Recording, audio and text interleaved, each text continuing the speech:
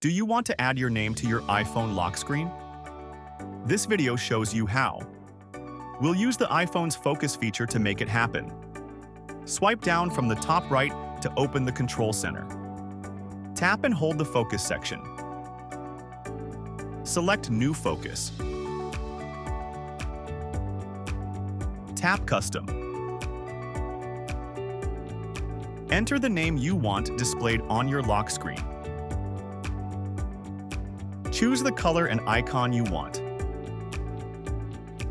Tap Next when you're done. Tap Customize Focus, and you're done. There are additional focus options, but we don't need them for now. Simply close the settings and return to the home screen.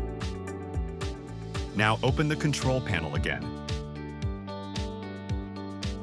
Tap on Focus. Select your newly created option. Lock your screen to see your name appear. And that's it for this video. I hope you found it helpful and easy to follow. If you have any questions or suggestions for future tutorials, feel free to leave a comment below. Thanks for watching, and I'll see you in the next video.